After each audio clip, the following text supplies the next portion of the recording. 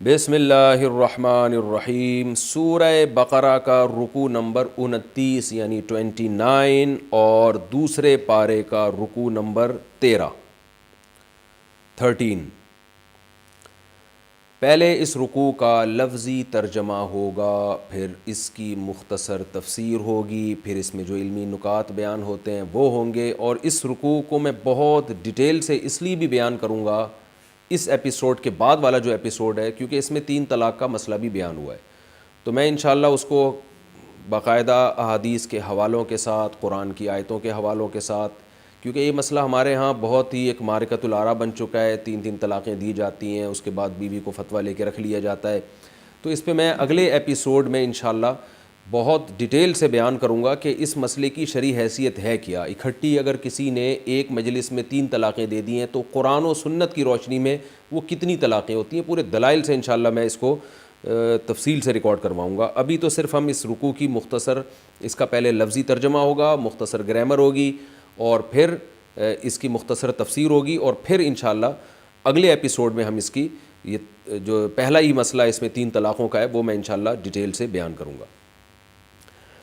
الطلاق مرتان، اعوذ باللہ من الشیطان الرجیم، بسم اللہ الرحمن الرحیم۔ الطلاق مرتان، لفظی ترجمہ ہوگا پہلے اس کا، طلاق 2 مرتبہ ہے۔ فَإِمْسَاكٌ،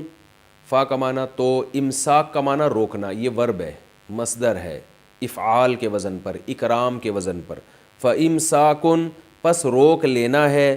بِمَعْرُوفٍ، بھلے طریقے سے، عمدہ، معروف کا مطلب اچھا، عمدہ طریقے سے روک لینا ہے، او یا پھر تسریح، چھوڑ دینا ہے، سرح یسرح، تسریحا کا معنی ہوتا ہے چھوڑ دینا، آزاد کر دینا، او تسریح، یہ باب تفعیل سے ہے، تسبیح کی طرح، او تسریح، یا چھوڑ دینا ہے، بِإِحْسَان، بہت ہی اچھے طریقے سے۔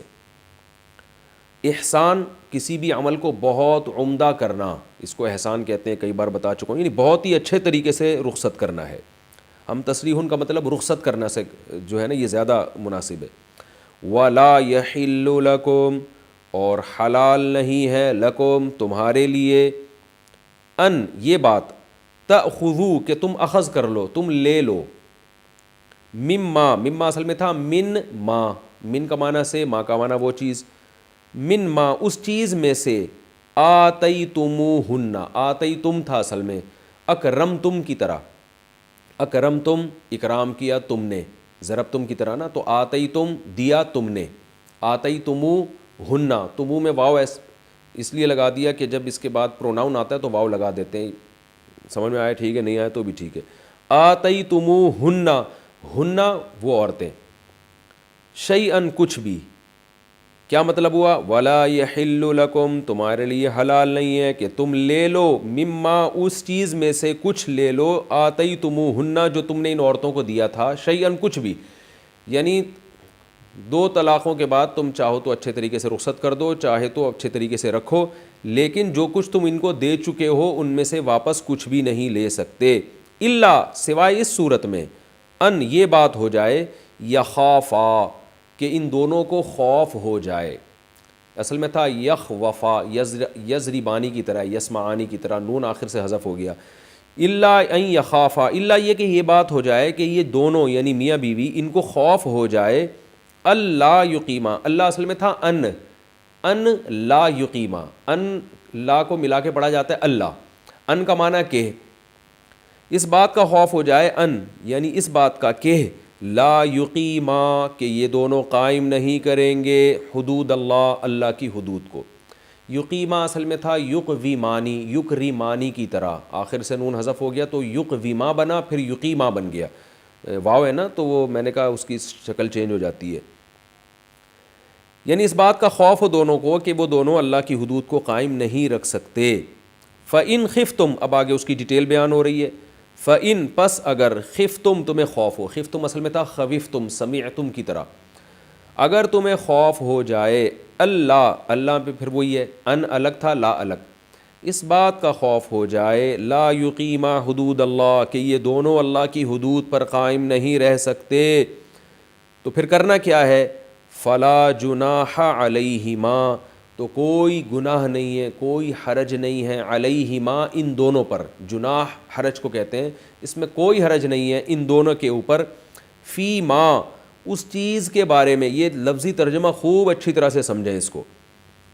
تو میاں بیوی پہ کوئی حرج نہیں ہے، فی ما اس رقم کے بارے میں، ما سے مراد وہ چیز اور چیز سے مراد پیسے ہیں، جیسے کہ آگے آ رہا ہے، کوئی حرج نہیں ہے میاں بیوی میں، فی ما اس رقم کے بارے میں، فی ما یعنی اس چیز میں کوئی حرج نہیں ہے، افتدت بھی، افتدت کو سمجھیں، فدیہ کا لفظ آپ نے سنا ہوگا، فدیہ کسے کہتے ہیں کہ جان چھڑانا کچھ پیسے دے کے یا کوئی کام کر کے اپنی جان چھڑا دینا، جیسے ہم کہتے ہیں بھئی روزوں کا یہ فدیہ ہے، بیمار آدمی اگر روزہ نہ رکھ سکے اور موت تک روزہ نہ رکھ سکے تو اس کا یہ فدیہ ہے، کیا مطلب، وہ یہ کام کرے گا،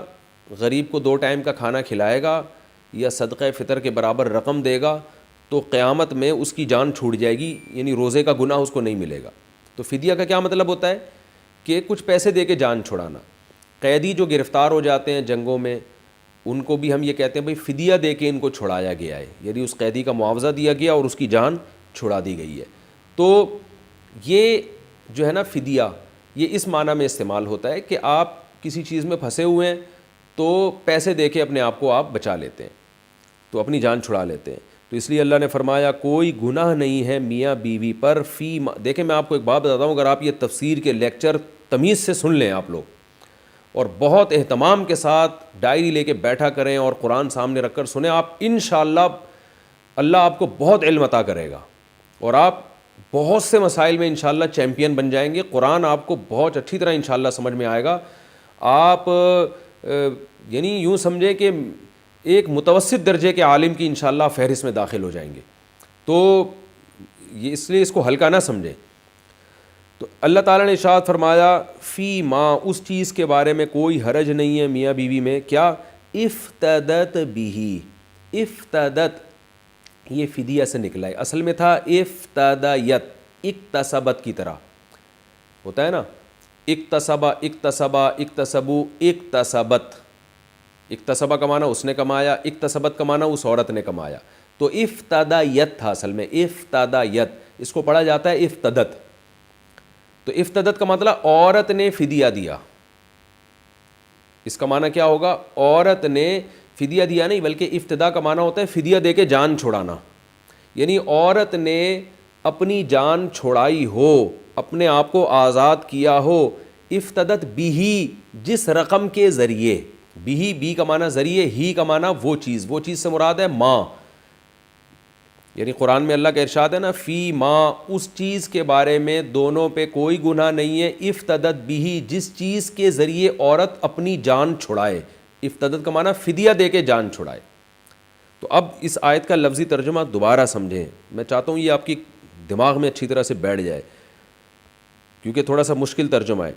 فلا جناح علیہما تو میاں بیوی پہ کوئی حرج نہیں ہے، فی ما اس رقم کے بارے میں، افتدت بھی جس رقم کے ذریعے عورت فدیہ دے کے اپنی جان چھڑائے، یہ اس کا لفظی ترجمہ ہو جائے گا۔ اور پوری آیت کا ترجمہ کیا ہوگا کہ طلاق کے بعد تمہارے لیے حلال نہیں ہے ان تأخذوا مما آتیتموہن شیئا کہ تم عورت سے کچھ بھی رقم واپس لے لو، الا یہ کہ دونوں کو اس بات کا خطرہ ہو کہ دونوں اللہ کی حدود پہ قائم نہیں رہ سکتے۔ اب اس بات کا اگر خطرہ ہو تو پھر کیا حکم ہے، یہ آگے آ رہا ہے، بس اگر تمہیں یہ خوف ہے کہ میاں بیوی دونوں اللہ کی حدود پر قائم نہیں رہ سکتے تو پھر میاں بیوی دونوں میں کوئی حرج نہیں ہے اس رقم کے بارے میں جس رقم کے ذریعے عورت فدیہ دے کے اپنی جان چھڑا لے، یعنی پھر شوہر کے لیے لینے میں کوئی حرج نہیں ہے اور عورت کے لیے اس رقم کے دینے میں کوئی حرج نہیں ہے، یہ مطلب ہوا آیت کا۔ تلک حدود اللہ یہ اللہ کی حدود ہیں، فلا تعتدوها، تعتدو اصل میں تھا تعتدیو تکتسبو کی طرح، فلا تعتدوها اس حدود کو سے تجاوز مت کرو، ہا ضمیر لوٹ رہی ہے حدود کی طرف، اللہ کی حدود سے تجاوز مت کرو۔ ومن یتعدی، یتعدی باب تفعل ہے، تکلف، یتعدیو تھا اصل میں یتکلفو کی طرح، ومن یتعدی اور جو شخص بھی تجاوز کرتا ہے حدود اللہ اللہ کی حدود سے، فَأُولَٰئِكَ هُمُ الظَّالِمُونَ، پس یہی لوگ ہیں ظالم لوگ، اللہ کی حدود کو توڑنے والے۔ فَإِن، پس اگر، طَلَّقَهَا، میں نے بتایا تھا طَلَّقَ يُطَلِّقُ تطلیقاً، اس کا معنی ہوتا ہے کسی کو آزاد کر دینا، تو مراد یہاں ڈیورس ہے، طلاق ہے، کہ طلاق دے دینا، عرب میں یہ اس معنی میں استعمال ہوتا ہے۔ اور طلاق جو ہے نا باب تفعیل کا مصدر ہے تطلیق، باب تفعیل جو ہے نا، جو تطلیق، اس کا مصدر فعال کے وزن پر بھی آتا ہے۔ اس کی میں نے آپ کو جب گرامر پڑھائی تھی شروع کے 8 لیکچروں میں، اس میں نے یہ بتایا تھا آپ کو۔ تو طلاق بمعنی تطلیق ہے، کیونکہ باب تفعیل کا مصدر فعال کے وزن پر بھی آتا ہے۔ فَإِن طَلَّقَهَا، پس اگر، طلقا سبہا کی طرح، اس نے طلاق دے دی، ہا، اس عورت کو، یعنی تیسری کی بات چل رہی ہے، 2 کا ذکر تو ہو چکا۔ اگر مرد نے اپنی زوجہ کو تیسری طلاق دے دی، فلا تحل، تو یہ عورت حلال نہیں ہے۔ حل یحل، اصل میں تھا حلل یحلل، تو تحل یہ مؤنث کا صیغہ ہے، وہ عورت حلال نہیں ہے، لہو، اس مرد کے لیے، یعنی طلاق دینے والے کے لیے، من بعدو، اس کے بعد، بعدو کا معنی ہوتا ہے اس پروسیس کے بعد، تیسری طلاق کے بعد یہ حلال نہیں ہے، حتیٰ، یہاں تک کہ، تنکیحا، نکاحا ینکحو کا معنی ہوتا ہے نکاح کرنا، یہاں تک کہ وہ عورت نکاح کر لے، زوجن، شوہر سے، غیرہو، اس کے علاوہ، یعنی پہلے شوہر کے علاوہ کسی اور شوہر سے نکاح کر لے۔ اس کو شوہر اس لیے کہا گیا ہے کہ بعض دفعہ ایک چیز بننے والی ہوتی ہے نا، تو اس کو بھی شوہر کا اطلاق کر دیا جاتا ہے، ظاہر ہے وہ بھی شوہر بنا تو نہیں ہے لیکن بعد میں شوہر بن جائے گا، تو اس کو کہتے ہیں ما یعول الیہ کے اعتبار سے، گاڑا لفظ ہے، مشکل ہوگی آپ کے لیے سمجھنا۔ اس کی مثال ایسے ہے جیسے ہم کہتے ہیں من قتل قتیلا، جس نے بھی مقتول کو قتل کیا تو اس کو یہ سزا ملے گی۔ اب مقتول کو تھوڑی قتل کیا جاتا ہے، قتل تو اس کو کیا جاتا ہے جو زندہ ہو، جب قتل کریں گے تو مقتول بنے گا نا وہ، لیکن عرب میں اس کو کہہ دیا جاتا ہے، اردو میں بھی، انگلش میں بھی، ہر زبان میں، کہ جو کام ہونے ہی والا ہے نا تو اس کو وہ نام پہلے ہی دے دیا جاتا ہے۔ تو ہم یہ کہتے ہیں بھائی مقتول کو کس نے قتل کیا ہے، تو مقتول کو نہیں، قتل تو زندہ آدمی کو کیا ہوتا ہے، بعد میں مقتول بنا ہوتا ہے، لیکن چونکہ بعد میں بن گیا نا وہ، تو اس لیے اس کو پہلے ہی مقتول کا نام دے دیا۔ تو یہاں بھی ایسا ہی ہے کہ قرآن اصل میں یہ بتا رہا ہے کہ یہ عورت رجلن غیرہ، نکاح کر لے، تنکیحا رجلن، کسی مرد سے جو غیرہ، جو پہلے کے علاوہ ہو، لیکن قرآن نے اس کو زوج کے لفظ سے تعبیر کیا کیونکہ وہ نکاح کرے گی تو شوہر بن جائے گا۔ یہاں تک کہ وہ عورت نکاح کر لے، زوجن غیرہ، کسی شوہر سے جو پہلے کے علاوہ ہو۔ فَإِن طَلَّقَهَا، پس اگر طلاق دے دے، یعنی یہ دوسرا شوہر، ہاں، اس عورت کو، فلا جناح علیہما، تو کوئی حرج نہیں ہے، علیہما، ان دونوں پر، یعنی پرانے والے اور پرانے والے شوہر اور اس عورت، ان دونوں پر کوئی گناہ نہیں ہے، ان، اس بات میں، یتراجعا، یتراجع اصل میں تھا باب تفاعل، تراجع، ایک دوسرے سے رجوع کرنا، ایک تو ہوتا ہے رجع، رجع کا معنی تو رجوع کرنا، ایک ہوتا ہے تراجع، باب تفاعل، تضارب کی طرح، اس کا معنی ہوتا ہے ایک دوسرے سے رجوع کرنا۔ تو ان یتراجعا، کہ یہ دونوں ایک دوسرے سے رجوع کر لیں، یعنی دوبارہ نکاح کر لیں، ان، اگر، ظنا، ظنا اصل میں تھا ظننا، ضربا کی طرح، ضرب ضربا ہے نا، ضربا کا معنی اس نے مارا، ضربا ان دونوں نے مارا، تو ظنا اصل میں تھا ظننا، اور پھر ظننا، ظننا کا معنی گمان کیا اسے ایک نے، ظننا ان دونوں نے گمان کیا، تو ظننا کو پڑھا جاتا ہے ظننا۔ تو ان ظننا، اگر یہ دونوں گمان کریں، یعنی میاں بیوی، پرانا والا میاں اور یہ پرانی اس کی جو بیوی ہے، ان دونوں کو یہ گمان ہو جائے، غالب گمان ہو، ان یقیما، کہ یہ دونوں قائم رکھیں گے اللہ کی حدود کو، یعنی دوبارہ یہ شادی کی ان کو اس صورت میں اجازت ہے کہ ان کو یہ غالب گمان ہو کہ اب یہ تمیز سے زندگی گزاریں گے۔ وَتِلْكَ حُدُودُ اللَّهِ، یہ اللہ کی حدود ہیں، اللہ کے ایک قوانین ہیں۔ حدود کا مطلب ہوتا ہے ایک لمٹ ہے، اس سے باہر تمہیں نکلنے کی اجازت نہیں ہے، اسی لمٹ کے اندر رہ کے تم نے زندگی گزارنی ہے۔ یُبَيِّنُهَا، بَيَّنَ یُبَيِّنُ تَبْیِینًا، اس کا معنی ہوتا ہے کھول کھول کے بیان کرنا۔ یُبَيِّنُهَا، اللہ ان حدود کو کھول کھول کے بیان کرتا ہے، لِقَوْمٍ، ایسی قوم کے لیے، ایسے لوگوں کے لیے، یعلمون، جو جانتے ہیں، جو اللہ کے حکام کی ویلیو کو جانتے ہیں، جو اللہ کے حکام پر عمل اگر نہیں کیا جائے تو پھر اس کی انجام کو جانتے ہیں، تو جاننے والے لوگوں کے لیے اللہ بیان کرتا ہے۔ وَإِذَا، اور جب، طَلَّقْتُمْ، سبحتم کی طرح، مردوں سے خطاب ہے، اور جب تم طلاق دو النساء عورتوں کو، فا بلغنا، فا کا معنی تو بلغنا ضربنا کی طرح، ضربا ضربا ضربو ضرب ضربتا ضربنا، مارا ان سب عورتوں نے، تو بلغنا پہنچ جائیں وہ سب عورتیں، بلغا کا معنی پہنچنا، بالغ ہونا، اسی وجہ سے بالغ ہے نا کہ اپنی ایک جوانی کو پہنچ جاتا ہے انسان، فبلغنا وہ عورتیں پہنچ جائیں اجلہن اپنی اجل کو، اپنی اجل کہتے ہیں متعین وقت، مقررہ ٹائم، وہ ہر ایک کے لحاظ سے الگ ہوتا ہے، موت کو بھی اجل کہا جاتا ہے اس لیے کہ ایک مقررہ ٹائم پر آ جاتی ہے وہ، تو یہاں عورت کی عدت کا وقت ہے کہ جب وہ اپنی عدت کے وقت کو پہنچ جائیں، اپنی اجل سے مراد ہے کہ وہ جو ان کا ٹائم ہے جس میں وہ کہیں اور نکاح نہیں کر سکتی، اس ٹائم کو وہ پہنچ جائیں، فَأَمْسِكُوهُنَّ اللہ فرماتے ہیں تو امسکو، امسکا یمسکو، امساکن کا معنی روکنا، تو اکریمو کی طرح یہ امر کا صیغہ ہے، امسکوہن ان عورتوں کو روک لو، بمعروف عمدہ طریقے سے، او یا پھر سرحوہن، سرح یسرح تسریحا رخصت کر دینا، چھوڑ دینا، یا ان کو چھوڑ دو بمعروف عمدہ طریقے سے، سبح یسبح کی طرح ہے، ولا تمسکوہن اور نہ روکو، امسکا یمسکو امساکن کا معنی روکنا، لا تمسکوہن ان عورتوں کو مت روکو، ضرارن نقصان پہنچانے کے لیے، ضرر نقصان کو کہتے ہیں، ضرار کا معنی نقصان پہنچانا، ان کو نقصان پہنچانے کے لیے مت روکو، لتعتدوا تاکہ تم حدود سے تجاوز کرو، تعتدیو تھا تکتسبو کی طرح اعتدا، یعنی اس نیت سے ضرر پہنچانے کے لیے تاکہ تم اللہ کی حدود سے تجاوز کرو، کیونکہ ضرر پہنچانا اللہ کی حدود سے تجاوز ہی ہے، تو اس نیت سے ان کو مت روکو، وَمَن يَفْعَلْ ذَلِكَ اور جو بھی کرے گا یہ کام، یعنی طلاقوں کے بعد عورت کو ظلم کرنے کی نیت سے دوبارہ اپنے نکاح میں روک لے گا، تو جو بھی یہ کام کرے گا فَقَدْ ظَلَمَ نَفْسَهُ تو تحقیق ظلم کیا اس نے اپنی ہی جان پر، وَلَا تَتَّخِذُوا اور مت ٹھہراؤ، اتخذ یتخذ اتخاذا اس کا معنی ہوتا ہے ٹھہرانا، اور مت ٹھہراؤ آیات اللہ ہزوا، ہزوا استہزاء مذاق کی چیز، اللہ کی آیات کو مذاق مت بناؤ، یعنی ان احکام کو سنجیدگی سے فالو کرو، ان کو مذاق اور کھیل مت بناؤ، وَاذْكُرُوا اصل میں تھا اذکروا، الف سائلنٹ ہو گیا، اور یاد کرو نعمت اللہ علیکم اللہ کی نعمت کو جو تمہارے اوپر ہے، وما اور اس چیز کو بھی یاد کرو، انزل علیکم جو اس نے تم پر نازل کی، من الکتاب یعنی کتاب، یہ بھی ایک نعمت ہے، اس کو بھی یاد کرو، والحکمہ اور حکمت کی باتیں، یعظکم وعظ یعظ اصل میں تھا یوعظ، وعظ کرنا نصیحت کرنا، یوعظ کو پڑھا جاتا ہے یعظ،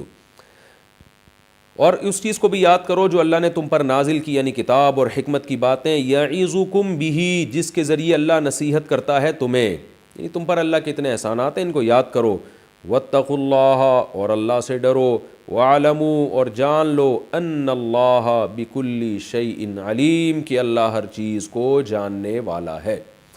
یہ تو اس رکوع کا لفظی ترجمہ اور مختصر سی گرامر ہو گئی، اب میں انشاءاللہ اس کی تفسیر بیان کرتا ہوں۔ الطلاق مرتان، طلاق دو مرتبہ ہے، یہ جو طلاق کا لفظ قرآن نے استعمال کیا نا، اصل میں یہ لفظ طلاق مراد نہیں ہے، اس سے طلاق کے جو ڈکشنری میں معنی ملتے ہیں وہ تو آزاد چھوڑ دینا، تو آزاد تو آپ گھر میں جو ہے نا پنجرے سے کبوتروں کو بھی آزاد کر سکتے ہیں، اس کے لیے بھی طلاق کا لفظ استعمال ہوتا ہے، اور جو ہے آپ غلام کو بھی آزاد کر دیتے ہیں تو اس کے لیے بھی یہ تطلیق کا لفظ استعمال ہو سکتا ہے، لیکن عرب جب بیوی کی طرف نسبت کر کے یہ کہتے تھے نا تو اس سے مراد ہوتا تھا نکاح کی قید سے آزاد کر دینا۔ اسلام میں جب عورت کا نکاح ہوتا ہے تو یاد رکھیں عورت شوہر کی غلام نہیں ہوتی، لیکن وہ نکاح کی قید میں بہرحال آ جاتی ہے، اور اس قید کو جب تک شوہر نہیں کھولے گا عورت آزاد نہیں ہو سکتی، یعنی اسلام میں نکاح کرتے ہوئے تو دو طرفہ اجازت ضروری ہے، لیکن ڈیورس اور طلاق کا اختیار جو ہے وہ صرف اور صرف مرد کو دیا گیا ہے، کیونکہ یہ سمجھا گیا ہے کہ عورت شوہر کے ماتحت ہوتی ہے اور نکاح والی ملکیت عورت پر شوہر کو حاصل ہوتی ہے، نکاح والی ملکیت، یہ نہیں کہ غلاموں والی ملکیت، باندھی نہیں ہوتی، وہ آزاد عورت ہوتی ہے، لیکن نکاح کے معاملے میں نکاح کی حد تک یعنی مرد کو اللہ نے ایک پاور دی ہے، ایک طاقت دی ہے۔ اس میں کیا حکمتیں یہ میرے دوسرے بیانات میں آپ کو مل جائیں گی، اس میں عورت پہ ظلم نہیں ہے بلکہ عورت کا فائدہ ہے، اس میں حکمتوں کا بھی موقع نہیں ہے، تو اس لیے ڈیورس کا حق بھی مرد کو دیا گیا ہے۔ یہاں تک کہ مرد اگر یہ حق اپنی عورت کو دے دیتا ہے, اپنی بیوی کو دے دیتا ہے, تو مرد کے یہ اختیار اپنی بیوی کو دینے سے بیوی کے پاس بھی چلا جاتا ہے, کیونکہ مکمل اختیارات دیے ہیں تو آپ اپنے اختیارات کسی اور کو بھی دے سکتے ہیں. مثال کے طور پر ایک آدمی اپنی زوجہ کو یوں کہتا ہے کہ میں نے تمہیں 1 مہینے کے لیے طلاق کا اختیار دیا ہے, تو عورت کے پاس بھی اختیار چلا جائے گا. اگر مرد کسی اور آدمی کو دے دے کہ میری بیوی کو طلاق دینے کا میں نے آپ کو اختیار دیا ہے, چاہے وہ محدود ہو یا لامحدود ہو, تو دونوں صورتوں میں اس کے پاس بھی اختیار چلا جائے گا. لیکن اس صورت میں بھی جب عورت کو شوہر جب طلاق کا, ڈیورس کا اختیار دے گا, تو عورت شوہر کو طلاق نہیں دے گی. یاد رکھیں, یہ جو غیر مسلموں میں یہ ہے نا کہ بیوی نے شوہر کو طلاق دے دی, یہ اسلام میں نہیں ہے. بیوی شوہر کو طلاق نہیں دے سکتی, وہ دے گی پھر بھی اپنے آپ کو ہی. یعنی شوہر جب بیوی کو دے گا, کہے گا کہ میں نے تمہیں ڈیورس کا اختیار دیا, تو پھر عورت کے الفاظ یہ نہیں ہوں گے کہ میں نے آپ کو ڈیورس دی, بلکہ یہ ہوگی میں نے اپنے آپ کو ڈیورس دے دی. یعنی اپنے آپ کو آپ کی قید سے آزاد کر لیا, میں نے آپ کے نکاح سے میں نے اپنے آپ کو آزاد کیا, کیونکہ آزاد عورت ہوگی, مرد نہیں ہوگا. مرد کی ایک نکاح والی جو ملکیت ہے وہ مرد اس سے محروم ہو جائے گا. تو اس لیے عورت ہمیشہ اپنے اوپر ہی طلاق واقع کرتی ہے. یہ جو آج کل ایک کلچر ہمارے معاشرے میں, کہانیوں میں اور ڈراموں میں, فلموں میں لوگ بتاتے ہیں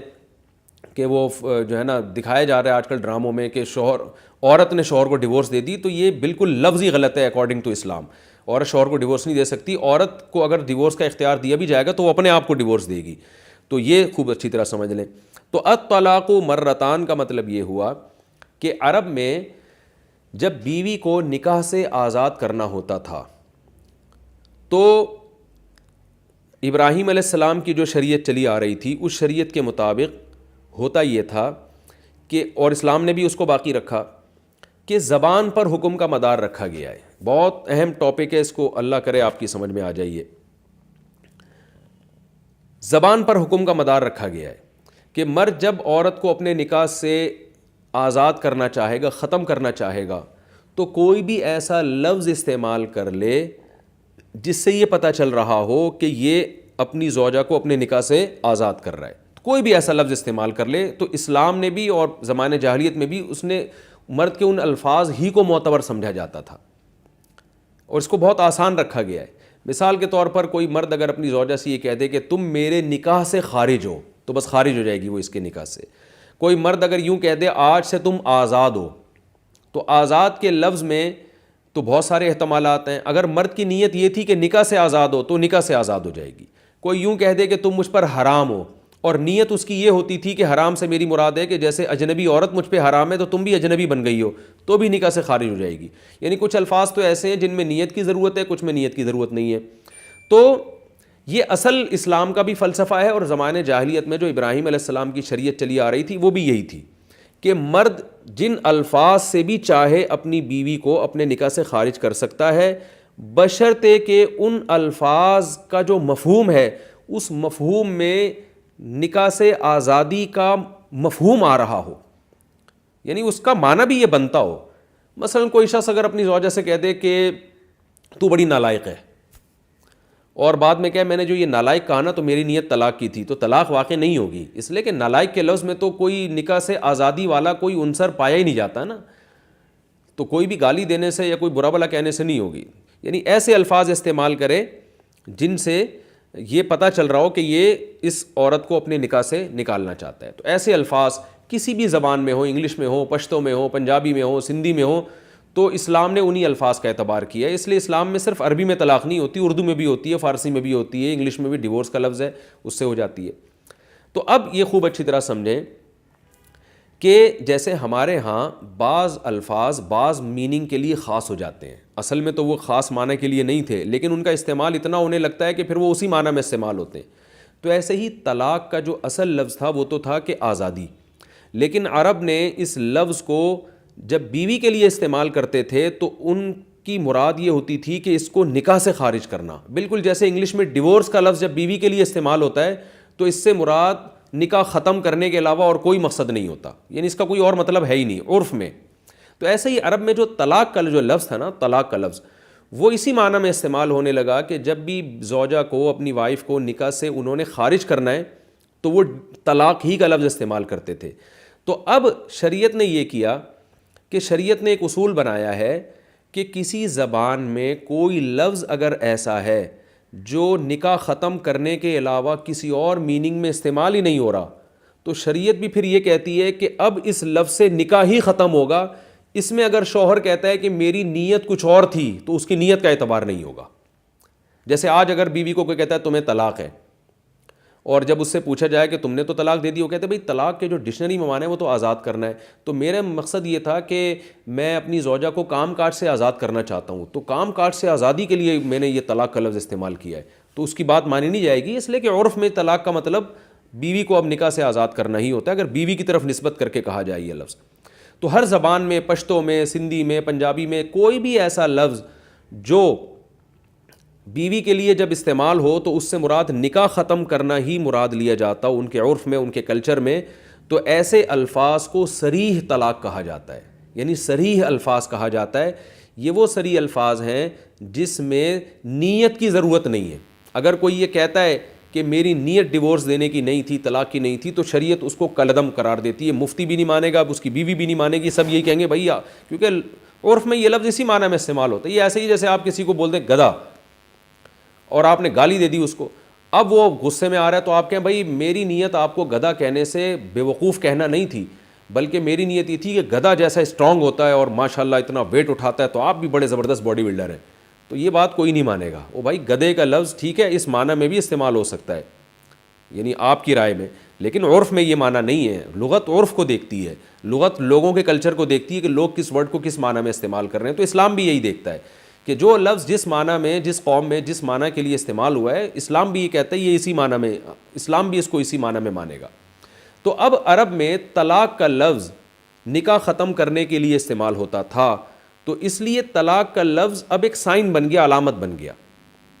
تو اب یہ خوب اچھی طرح سمجھیں. اب یہ جو الفاظ ہیں نا قرآن کے، الطلاق مرتان، طلاقیں 2 مرتبہ ہیں، فامساکم بمعروف، اس کے بعد عمدہ طریقے سے روک لینا ہے، او تسریح باحسان، یہ اچھے طریقے سے رخصت کر دینا ہے. تو اس آیت کا مطلب یہ ہرگز نہیں ہے کہ طلاق کا لفظ 2 مرتبہ، بلکہ طلاق چونکہ صریح لفظ تھا اور نکاح ختم کرنے کے معنی میں استعمال ہوتا تھا، لہذا ہم اس لفظ کا جو حقیقت میں ترجمہ کریں گے وہ یہ ہوگا الطلاق مرتان. کیا مطلب؟ کسی بھی قوم میں وہ لفظ جو بیوی کے نکاح کو ختم کرنے کے لیے استعمال ہوتا ہے اور اس کے علاوہ کسی دوسرے معنی میں استعمال نہیں ہوتا، تو وہ لفظ جب بیوی کی طرف نسبت کر کے استعمال کیا جائے گا تو وہ 2 مرتبہ استعمال ہو سکتا ہے. اور 2 مرتبہ کے بعد تمہیں یہ اجازت ہے کہ تم زوجہ کو یا تو عمدہ طریقے سے روک لو یا عمدہ طریقے سے رخصت کر لو. یہ مطلب ہوا اس آیت کا. اس میں ڈیورس کا لفظ بھی آ گیا. یعنی اگر کوئی انگریز یہ کہتا ہے یا کوئی انگلش میں بیوی کو کہتا ہے تمہیں ڈیورس ہے، تمہیں ڈیورس ہے، اب کوئی یہ کہے کہ قرآن میں تو آتا ہے 2 دفعہ طلاق کے بعد رجوع کا حق حاصل ہے، ڈیورس کا لفظ تو قرآن میں نہیں ہے، تو ہم کہیں گے یہ طلاق کا لفظ ایک لفظ نہیں، ایک سائن، ایک علامت ہے. یہ ایک اصول ہے کہ عرب میں چونکہ یہ طلاق کا لفظ ہی طلاق کے معنی میں استعمال ہوتا تھا، تو قرآن طلاق کے لفظ کو فوکس نہیں کر رہا، قرآن عرب کے کلچر کے لحاظ سے بات کر رہا ہے. تو وہ ہر قوم کا اپنا کلچر ہوتا ہے. تو اس آیت کا جو صحیح ترجمہ ہوگا وہ یہ ہوگا، الطلاق کا مطلب کیا ہوگا کہ وہ لفظ جو کسی بھی قوم میں ڈیورس کے علاوہ کسی اور معنی میں استعمال نہیں ہوتا، وہ لفظ جو صریح لفظ ہے، یعنی صریح لفظ جس سے طلاق دی جاتی ہے، وہ لفظ تم 2 دفعہ استعمال کر سکتے ہو. 2 دفعہ کے بعد تمہیں یہ رائٹ ہوگا کہ تم روک لو یا رخصت کر لو. پتہ یہ چلا کہ اگر صریح لفظ سے طلاق نہیں دی ہے پھر اس کا یہ حکم نہیں ہے. خوب اچھی طرح سمجھ لیں. مثال کے طور پر کوئی شخص اپنی بیوی کو ایسے الفاظ سے طلاق دیتا ہے جس میں طلاق کا معنی بھی پایا جاتا ہے اور کسی اور چیز کا معنی بھی پایا جاتا ہے، تو پھر اس کا یہ حکم نہیں ہے. مثلا اگر کوئی شخص اپنی زوجہ کو یہ کہتا ہے تم میری طرف سے فارغ ہو، اب فارغ کا لفظ میں تو بہت سارے احتمالات ہیں، بھئی تم کام کاج سے فارغ ہو، یا تمہاری کھوپڑی بھی نہیں ہے، تم دماغ سے فارغ ہو، یا تم ویسے ہی فارغ ہو، میں تمہیں کچھ بھی نہیں سمجھاؤں گا. اور یہ بھی نیت ہو سکتی ہے کہ تم میری طرف سے فارغ ہو کا مطلب ختم ہمارا نکاح آپس میں. تو یہ لفظ طلاق کا نہیں ہے، یاد رکھیں، یعنی صریح طلاق نہیں ہے، کیونکہ یہ لفظ اردو زبان میں بہت ساری میننگ میں استعمال ہوتا ہے. تو یاد رکھیں اس کا کیا حکم ہے، قرآن میں یہاں یہ اس کا حکم بیان نہیں کیا گیا ہے. تو اس پر تقریباً فقہاء کا اجماع ہے کہ اگر اس کو کہتے ہیں کنایا الفاظ، کنایا، تو کنایا الفاظ سے اگر کسی شخص نے زوجہ کو ڈیورس دی ہے تو اس میں یہ نہیں ہے کہ 2 دفعہ کے بعد تمہیں رجوع کا حق ہے، بلکہ 1 دفعہ میں ہی نکاح ختم ہو جاتا ہے، اور یہ ہمیں احادیث سے پتہ چلتا ہے 1 دفعہ میں۔ وجہ اس کی یہ کہ فارغ کا جو لفظ ہے وہ لفظ پر ہم عمل کریں گے، اور وہ لفظ کے یعنی اس سے وہ یہ کہہ رہے ہیں میری مراد تھی کہ نکاح ختم، تو جب آپ کی مراد اس سے نکاح ختم کرنے کی تھی، اور فارغ کا مطلب مکمل فارغ ہو، تو مکمل فارغ عورت جبھی ہوتی ہے جب مرد کو رجوع کا حق حاصل نہ ہو۔ تو گویا مرد نے اپنے رجوع کے حق کو خود ہی ختم کر دیا، خود ہی اس نے کہہ دیا مجھے رجوع کا حق حاصل نہیں ہے کیونکہ تم مکمل آزاد ہو چکی ہو، تو اس میں 1 طلاق واقع ہوگی اور نکاح اسی وقت ختم ہو جائے گا۔ پھر یہ جو ہے کہ امساکم بمعروف او تسریحم باحسان، یہ والا قاعدہ یہاں نہیں چلے گا، کیونکہ قرآن جو حکم بیان کر رہا ہے وہ صریح طلاق کے بارے میں بیان کر رہا ہے، وہ کنایا کے بارے میں بیان نہیں کر رہا۔ کنایا کے حکم کیا ہے وہ فقہا نے اس کی جو ہے نا ڈیٹیل دوسرے مقام پہ بیان کیا، وہ احادیث سے ہمیں پتہ چلتا ہے۔ جیسے آپ صلی اللہ علیہ وسلم نے اپنی زوجہ سے کہا تھا الحقی باہلکی، ایک نکاح ہوا تھا تو آپ کی زوجہ نے آپ کو پسند نہیں کیا، پہلی رات میں یا انہوں نے آپ صلی اللہ علیہ وسلم کو اندازہ ہو گیا کہ اس نکاح پہ راضی نہیں ہے، تو آپ نے حکم دیا کہ الحقی باہلکی، جاؤ اپنے گھر چلی جاؤ، اور گھر چلی جانے سے آپ کی مراد یہ تھی کہ نکاح میں ختم کر رہا ہوں، تو یہ کنایا کے الفاظ تھے، اسی وقت ڈیورس ہو گئی تھی، اسی وقت 1 طلاق بائن واقع ہو گئی تھی۔ تو کوئی اس طرح کے الفاظ استعمال کرتا ہے۔ تو اب میں دوبارہ اصل ٹاپک کی طرف آتا ہوں۔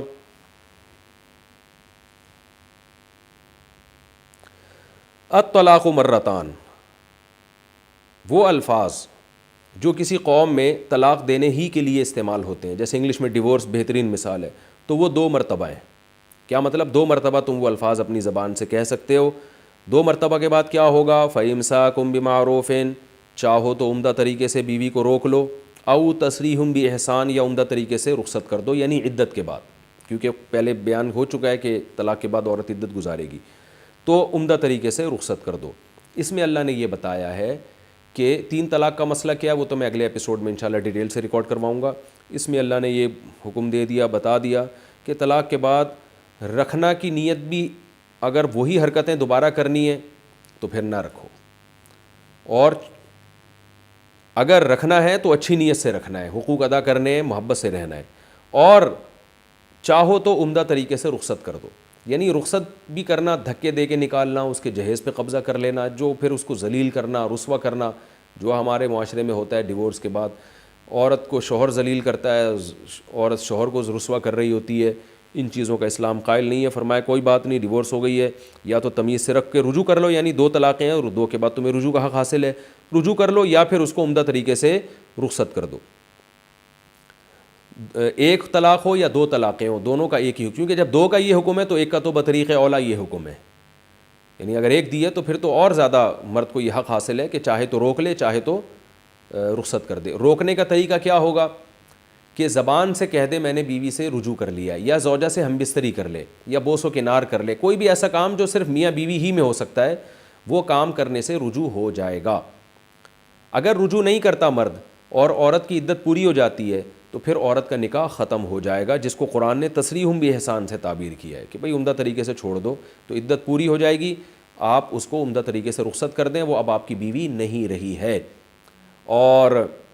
جہاں چاہے وہ نکاح کر سکتی ہے، دوبارہ اسی شوہر سے بھی نکاح ہو سکتا ہے، اگر دونوں چاہیں نکاح کر لیں تو کر سکتے ہیں، کیونکہ تیسری نہیں دی ہے، کیونکہ قرآن میں آتا ہے تیسری کے بعد بغیر شرعی حلالہ کے نکاح نہیں ہو سکتا، تیسری سے پہلے دوبارہ بھی نکاح ہو سکتا ہے، اور عدت جب تک پوری نہ ہو تو شوہر رجوع کر کے بھی رکھ سکتا ہے، کیونکہ اس سے پہلے والی آیتوں میں پچھلے رکوع میں بتا دیا کہ وَبُعُولَتُهُنَّ أَحَقُّ بِرَدِّهِنَّ فِي ذَلِكَ، شوہر زیادہ حقدار ہے عدت کے دوران بیوی سے رجوع کرنے کا، یعنی اگر مرد نے 1 یا 2 طلاقیں دی اور عورت نہیں رہنا چاہ رہی تو پھر عورت کو رائٹ نہیں ہے، مرد کو یہ حق دیا گیا ہے کہ وہ رجوع کر لے، بیوی اس کے نکاح سے نہیں نکلے گی۔ یہ مسئلہ بیان ہو گیا۔ آگے اللہ تعالیٰ کا ارشاد ہے وَلَا يَحِلُّ لَكُمْ أَن تَأْخُذُوا مِمَّا آتَيْتُمُوهُنَّ شَيْئًا، عورت کو تم نے طلاق سے پہلے جو کچھ بھی دیا ہو تمہارے لیے حلال نہیں ہے کہ تم اس میں سے کچھ بھی لے لو، یعنی تم نے جو مہر دیا، تحفے تحائف دیے، کچھ بھی دیا ہے تم نے، تو طلاق کے بعد نہیں لے سکتے۔ زمانے جاہلیت میں یہ ہوتا تھا کہ اتنا بیوی پہ خرچ کر چکے ہوتے تھے محبت میں آ کے، اب جب ڈیورس دے رہے ہیں تو پریشان ہوتا ہے، یار یہ تو پوری جائیدادیں ہم اس کو دے چکے ہیں۔ پہلے زمانے میں مہر بھی بہت ہوتا تھا، لاکھوں روپے مہر ہوا کرتا تھا، پتہ نہیں کتنے کتنے دراہم چاندی اور کتنے کتنے دینار سونے کے سکے ہوا کرتے تھے پہلے مہر میں۔ تو اللہ نے فرمایا کچھ بھی تمہیں لینے کی اجازت نہیں ہے، الا ان یخافا اللہ یقیما حدود اللہ. ہاں ایک صورت ہے جس میں شوہر کچھ پیسے واپس لے سکتا ہے, وہ صورت اس کو خلا کہا جاتا ہے. یعنی قرآن نے پہلے وہ طلاق بیان کی جس میں مرد پہل کرتا ہے طلاق دینے میں, اور وہ پیسوں کے بغیر ہوتی ہے, بلکہ اس میں بیوی سے پیسے لینا بھی جائز نہیں ہوتا. تو اس طلاق کا حکم اللہ نے بیان کیا. پھر اللہ بیان کر رہا ہے وہ طلاق جس میں مطالبہ عورت کی طرف سے ہو اور عورت پیسے دے کے شوہر سے جان چھڑا رہی ہو, اس کو خلا کہا جاتا ہے. خلع اصل لفظ ہے یہ خلع, لیکن اردو میں اس کو خلا کہتے ہیں. تو اس کو بیان کیا جس کو طلاق بالمال کہہ سکتے ہیں آپ, یعنی وہ طلاق جس میں شوہر کو اس کا معاوضہ مل رہا ہے. اور پھر اس کے بعد اللہ نے حکم بیان کیا کہ تیسری طلاق کا کیا حکم ہے, یعنی طلاق چاہے مال کے ذریعے ہو یا بغیر مال کے ذریعے ہو, تیسری طلاق کے بعد رجوع کا حق حاصل نہیں ہے, اور دونوں آپس میں نکاح نہیں کر سکتے, چاہے وہ بالمال ہو یا بغیر مال ہو. اس لیے اللہ نے تیسری طلاق کو تھوڑا یعنی خلا کے بعد ذکر کیا ہے, کیونکہ تیسری طلاق میں خلا والی طلاق بھی آ گئی اور وہ طلاق بھی آ گئی جو مال کے بغیر ہوتی ہے, جس میں شوہر خود سے طلاق دے رہا ہوتا ہے بغیر عورت کے مطالبے کے. تو اس لیے تیسری کو اللہ نے تھوڑا تاخیر سے ذکر کیا تاکہ اس میں دونوں قسم کی طلاقوں کا حکم آ جائے کہ تیسری طلاق کسی بھی صورت میں ہوگی, چاہے خلا کے ذریعے ہو یا بغیر خلا کے ذریعے ہو, تیسری کے بعد شوہر اور بیوی آپس میں دوبارہ نکاح نہیں کر سکتے. یہ حکمت ہے اس ترتیب میں. تو اللہ نے فرمایا کہ تمہارے لیے حلال نہیں ہے کہ تم عورت سے کوئی بھی رقم واپس لو الا یہ کہ دونوں اللہ کی حدود پر قائم نہ رہ سکیں. فَإِنْ خِفْتُمْ أَلَّا يُقِيمَا حُدُودَ اللَّهِ, اگر تمہیں اس بات کا خوف ہو. تمہیں سے کون مراد ہے؟ تمہیں سے حکمران بھی مراد ہو سکتے ہیں, میاں بیوی کے اہل خانہ بھی مراد ہو سکتے ہیں. یعنی خاندان والوں کو اگر یہ خطرہ ہے کہ یہ میاں بیوی نہیں بیٹھ رہے, اور اولین مخاطب اس کا حکمران ہے یعنی عدالتیں, اگر حدود پہ قائم نہیں رہ سکتے تو پھر ان کے لیے جائز ہے کہ یہ عدالت میں جائیں. اور پھر اللہ عدالت سے خطاب کر رہے ہیں کیونکہ خلا اکثر عدالت کے ذریعے ہوتا ہے. وجہ اس کی یہ ہے کہ عورت جب شوہر سے ڈیورس کا مطالبہ کرتی ہے تو شوہر اس میں دلچسپی نہیں لیتا, اس کی بات کو سنجیدگی سے نہیں لیتا. تو اس لیے ایسے موقع پہ عدالت درمیان میں پڑتی ہے اور وہ شوہر کو نوٹس دے کے بلاتی ہے کہ آپ کی بیوی آپ سے طلاق کا مطالبہ کر رہی ہے, تاکہ شوہر اس نوٹس کو سنجیدگی سے لے اور شوہر کو یہ تحفظ ہو کہ میں اگر مہر واپس لوں گا تو مجھے ملے گا, کیونکہ عدالت انوالو ہوئی ہے. ورنہ اس بات کا بھی امکان ہوتا ہے کہ میاں نے طلاق دے دی اور بیگم پھر مہر لے کے غائب ہو جائے. تو اس لیے اللہ نے حکمرانوں کو خطاب کیا. حکمران اگر نہ ہو تو پھر قوم کے جو با اثر لوگ ہیں, علماء ہیں, وہ اس میں داخل ہیں. اللہ فرماتے ہیں فَإِنْ خِفْتُمْ, اگر تمہیں اس بات کا خوف ہو, یعنی اے مسلمانوں تمہیں اس بات کا خوف ہو, اللہ یقیما حدود اللہ, کہ یہ دونوں اللہ کی حدود پر قائم نہیں رہ سکتے, تو پھر کیا کرنا ہے؟ فلا جناح علیہما, تو پھر میاں بیوی پہ کوئی گناہ نہیں ہے, فی مفتدت بھی, اس رقم کے بارے میں جس رقم کو فدیے کے طور پر دے کے عورت اپنی جان چھڑائے. یعنی شوہر کے لیے وہ رقم قبول کرنا اور بیوی کے لیے وہ رقم شوہر کے حوالے کرنا یہ جائز ہے. اس کو خلا کہا جاتا ہے کہ عورت فدیہ دے کے اپنی جان چھڑائے. تو اس میں چند باتیں خوب اچھی طرح ذہن میں رکھیں کہ یاد رکھیں خلا جو ہے نا ایک ایگریمنٹ ہے, اور ایگریمنٹ ہمیشہ دو طرفہ ہوتا ہے, دونوں کی رضا سے ہوتا ہے. جیسے فدیہ جو ہے نا, فدیہ ایک ایگریمنٹ ہے. مثال کے طور پر اللہ نے ہمیں حکم دیا کہ اگر تم بیمار ہو اور موت تک تم روزے رکھ ہی نہیں سکتے رمضان کے, تو تم فدیہ دو تو روزے معاف ہو جائیں گے. تو یہ ایگریمنٹ ہے نا بندے اور اللہ کے درمیان, یہاں دونوں طرف کی رضا ضروری ہے. میں فدیہ دینے پہ راضی ہوں اور اللہ اس فدیہ کو قبول کرنے پر راضی ہو. اگر اللہ فدیہ قبول نہیں کرتا تو پھر خود سے ہم فدیہ کا حکم نہیں بیان کر سکتے تھے. اگر اللہ قرآن میں یہ بیان نہ کرتا کہ رمضان کے روزوں کا فدیہ بھی ہے, تو پھر روزوں کا فدیہ نہیں ہوتا, کیونکہ کسی کی بھی سزا جو معاف کی جاتی ہے تو وہ جانبین کے ایگریمنٹ کے ذریعے ہوتی ہے, پھر جان چھڑائی جاتی ہے. یہی وجہ ہے کہ جن عبادتوں میں فدیہ نہیں ہے, قرآن نے ذکر نہیں کیا, ان میں فدیہ دینے سے فدیہ ادا نہیں ہوتا. مثال کے طور پر آپ نے کیا کیا کہ جی وہ آپ سے کوئی اور شریعت کا حکم چھوٹ گیا, کوئی اور عبادت چھوٹ گئی آپ سے, تو اب آپ کہیں کہ جی اس کا فدیہ ادا کر لوں گا تو عبادت ہو جائے گی. ایسا نہیں ہو سکتا, وہ فدیہ دینے سے وہ عبادت نہیں ہوتی. ہاں ایک سوال پیدا ہوتا ہے کہ نماز کے فدیے کا تو قرآن و حدیث میں ذکر نہیں ہے, تو پھر فقہا نے نماز کے فدیے کا ذکر کیوں کیا ہے؟ اس کا جواب یہ ہے کہ فقہا نے یہ کیا ہے کہ کہا کہ جب قرآن نے روزے کے فدیے کا حکم دیا ہے تو نماز چونکہ روزے سے بھی زیادہ اہم ہے, تو اللہ کی رحمت سے امید کی جا سکتی ہے کہ وہ قیامت کے دن اس فدیے کو قبول کر لے گا. تو یہ امید کا لفظ فقہا نے استعمال کیا اس کے لیے, یہ امید کا لفظ اس کی علامت ہے کہ فقہا کو بھی اس پر 100% اطمینان نہیں ہے کہ یہ قبول بھی ہوگا کہ نہیں ہوگا، لیکن انہوں نے کہا ہے کہ کیونکہ نماز کی اہمیت روزے سے زیادہ ہے تو نماز کو ایک قسم کا گویا کہ قیاس کیا گیا ہے روزے پر، کہ بھئی جب وہ فدیے سے ہو رہا ہے تو نماز بغیر فدیے کے آپ کیسے اتنی ساری نمازیں، یعنی اصل تو یہ کہ قضا پڑھیں، قضا نہیں پڑھ سکے، بیمار ہو گئے یا ٹائم نہیں ملا، تو پھر امید کی جا سکتی ہے کہ شاید اللہ اس کا فدیہ قبول کر لے۔ تو روزے کے بارے میں فقہا یقینی طور پر بیان کرتے ہیں اور نماز کے بارے میں یقینی بیان نہیں کرتے۔ وجہ اس کی یہ کہ ایگریمنٹ ہے، جب تک دونوں طرف سے رضا نہیں ہوگی تو یہ نہیں ہوگا۔ تو اسی طرح یاد رکھیں خلا بھی ایک ایگریمنٹ ہے، جب تک میاں بیوی دونوں راضی نہیں ہوں گے خلا نہیں ہو سکتا، کیونکہ شوہر رقم لینے پر راضی بھی ہو جائے کہ ٹھیک ہے میں رقم مجھے منظور ہے میں لیتا ہوں اور اس کے بدلے میں تمہیں ڈیورس دیتا ہوں۔ اور اس کی دلیل ایک تو فدیے کا لفظ ہے جو قرآن میں افتدا فدیے کو کہتے ہیں، تو فدیہ کا لفظ صادقی جب ہی آتا ہے جب دونوں طرف سے رضا ہو۔ جیسے قیدی جب چھوٹ رہے ہوتے ہیں نا جیل سے، تو جو جیل سے قیدیوں کو چھوڑنے والے ہیں وہ بھی تو اس فدیہ لینے پہ راضی ہوتے ہیں، ایگریمنٹ ہوتا ہے باقاعدہ دونوں طرف سے کہ ٹھیک ہے ہم آپ کے قیدی کو چھوڑ دیں گے، اتنے پیسے لیں گے ہم، وہ بھی یک طرفہ نہیں ہوتا معاملہ وہاں بھی۔ تو فدیے کا لفظ ہی خود بتا رہا ہے کہ یہ ایگریمنٹ ہے، تو قرآن کے لفظ سے بھی پتہ چلتا ہے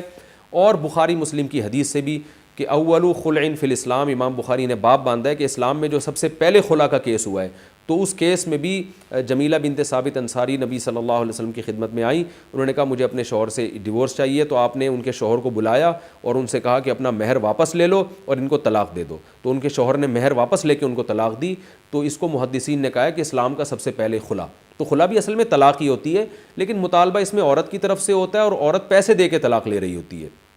تو یہاں بھی نبی نے ان صحابی کو حکم دیا تھا کہ ان کو ڈیورس دو، تو یہ بھی یک طرفہ معاملہ نہیں ہوا بلکہ صحابی نے ڈیورس دی ہے۔ تو اس سے پتہ چلتا ہے کہ خلا، یہ جو عدالتوں میں خلا ہو رہا ہے نا، یک طرفہ خلا ہو رہا ہے، شوہر سے پوچھے بغیر عدالت خلا کی ڈگری دے دیتی ہے، تو یہ شرعی طور پر درست نہیں ہے۔ تو ایک تو بات یہ پتہ چلی، باقی انشاءاللہ اس کے مزید احکام انشاءاللہ میں اگلے رکوع میں بیان کروں گا۔ اور 3 طلاق کا مسئلہ تھا، مجھے ایسا لگتا ہے کہ وہ اگلے رکوع کے بجائے اس سے اگلے ایپیسوڈ میں ہمارا جائے گا وہ مسئلہ۔ بہرحال جیسا بھی ہوتا ہے ہم اس کے مطابق چلیں گے انشاءاللہ۔ اللہ تعالیٰ سمجھنے کی، عمل کی توفیق عطا فرمائے۔